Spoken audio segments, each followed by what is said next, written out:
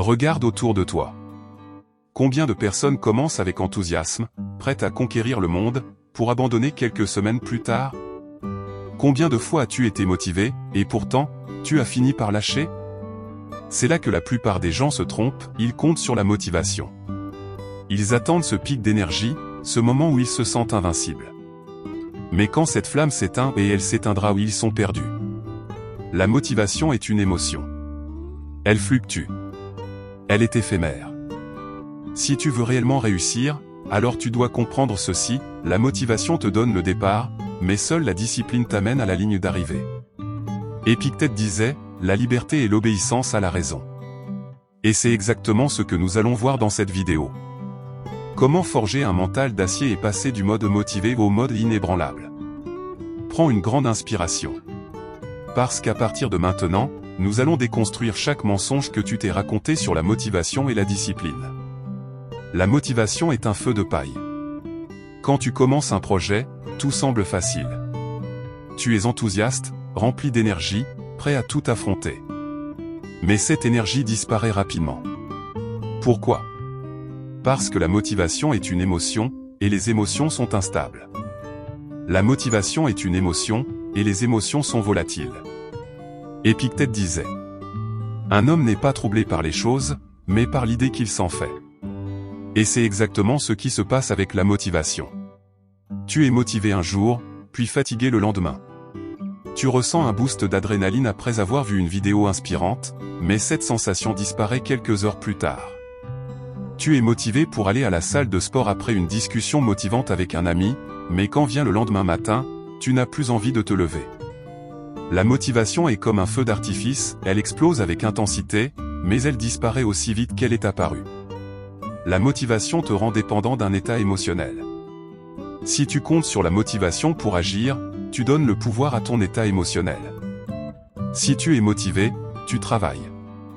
Si tu ne le es pas, tu procrastines. Résultat? Tu n'as aucun contrôle sur ta vie.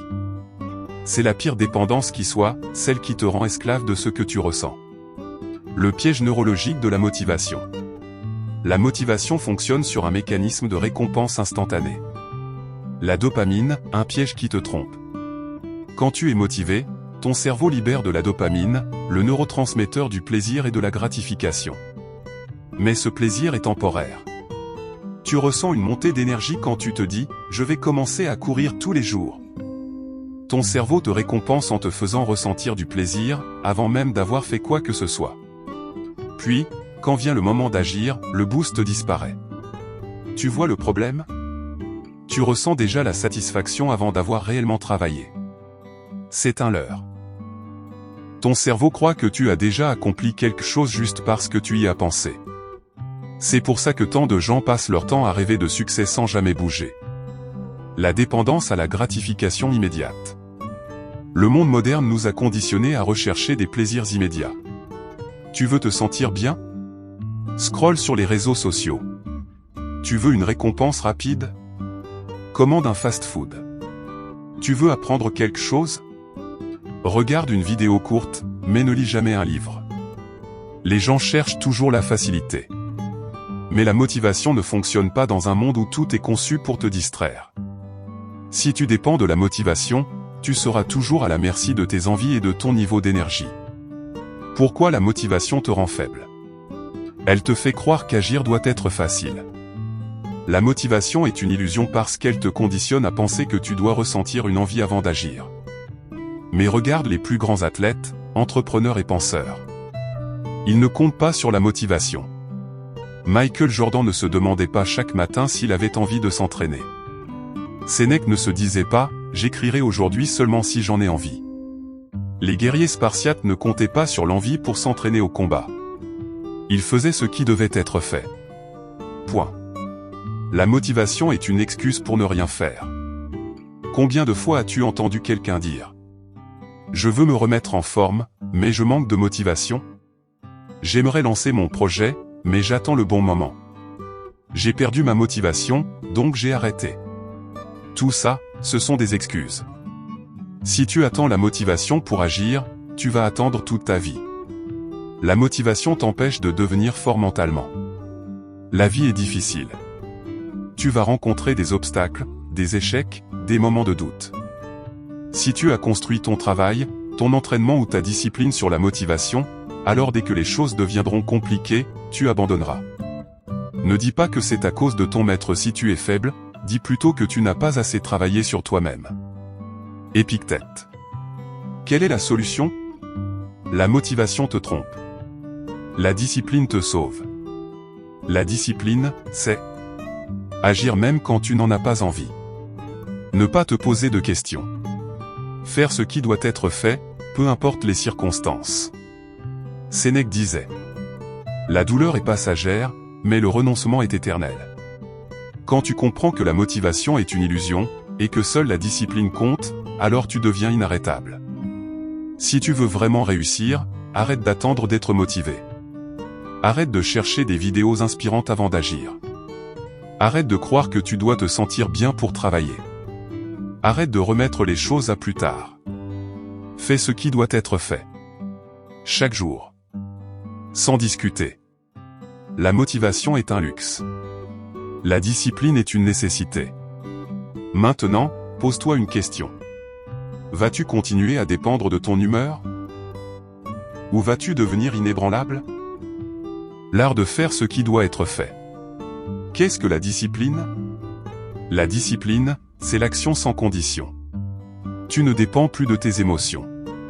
Tu ne te poses plus de questions. Tu fais ce qui doit être fait, peu importe ton état d'esprit.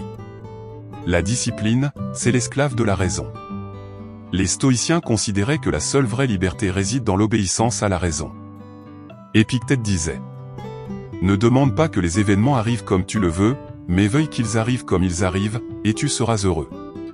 Cela signifie que tu ne dois pas te laisser guider par ce que tu ressens, mais par ce qui est juste, rationnel et nécessaire. La discipline est un contrat avec toi-même.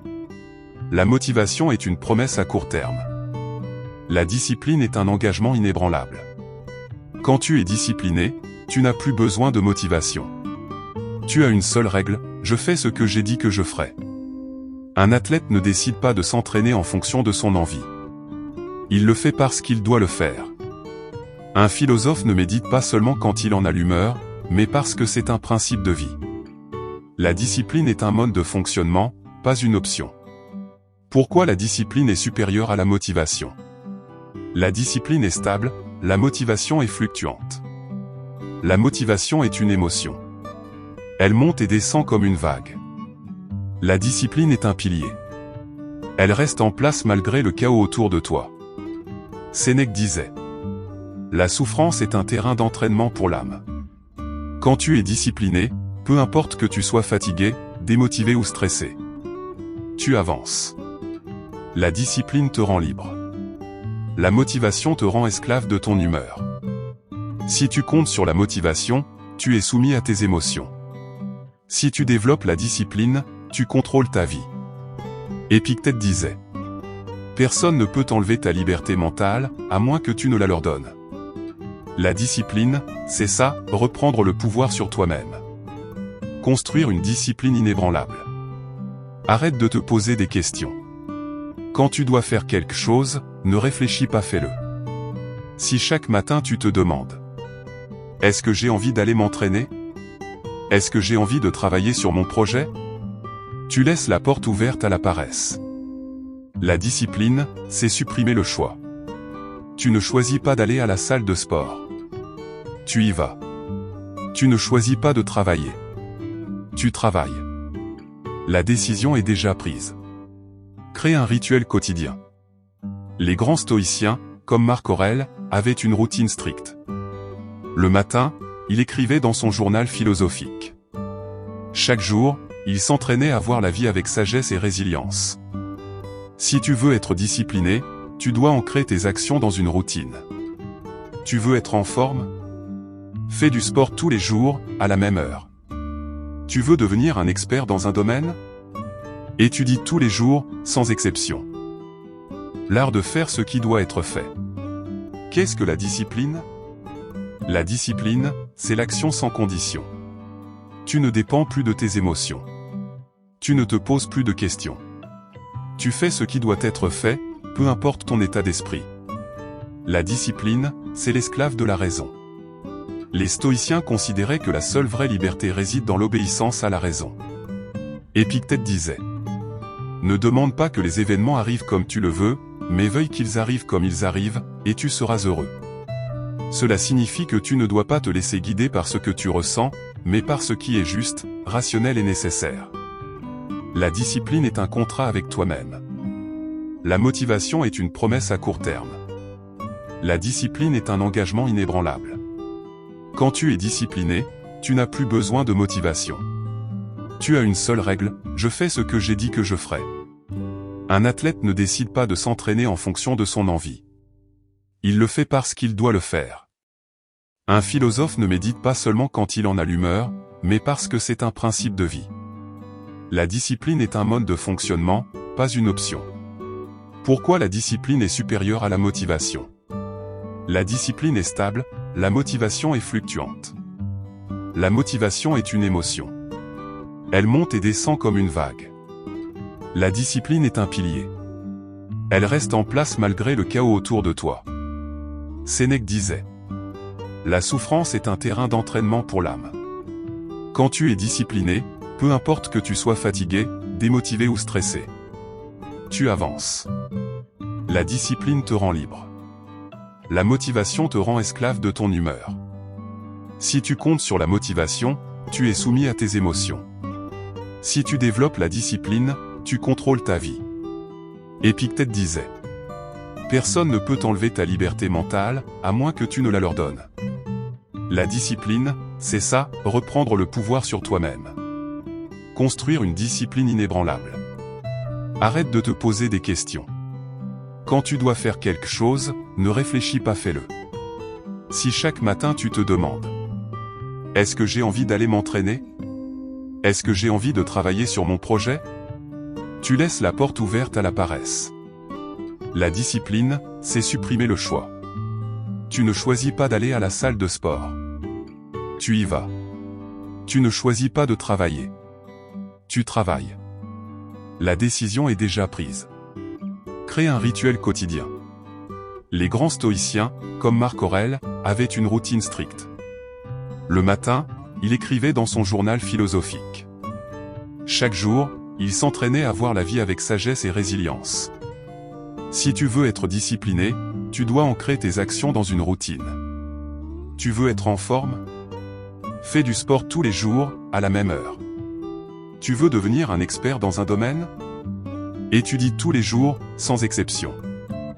Tu veux développer un business? Travaille dessus chaque jour, quoi qu'il arrive. Le sacrifice, le prix à payer pour réussir. Tout succès exige une souffrance. Un athlète sacrifie le confort et la facilité pour la rigueur et l'effort. Un philosophe sacrifie les distractions et les plaisirs futiles pour la recherche de la vérité. Un entrepreneur sacrifie la sécurité et la routine pour poursuivre sa vision. Sénèque disait: celui qui craint la souffrance souffre déjà de ce qu'il craint. Si tu veux être extraordinaire, tu dois être prêt à payer un prix que les autres refusent de payer. Remplace le plaisir instantané par le progrès durable. La discipline signifie souvent dire non aux distractions. Dire non aux soirées inutiles pour avancer sur ton projet. Dire non aux réseaux sociaux pour lire un livre. Dire non à la paresse pour développer ton corps et ton esprit. Ce qui est difficile aujourd'hui deviendra une force demain. Épictète disait: ce n'est pas parce que c'est difficile que nous n'osons pas, c'est parce que nous n'osons pas que c'est difficile. Chaque jour où tu refuses de céder à la facilité, tu deviens plus fort. La méthode stoïcienne pour une discipline de fer. Les stoïciens avaient plusieurs techniques pour renforcer leur discipline. La préméditation des mots. Prépare-toi mentalement aux difficultés à venir.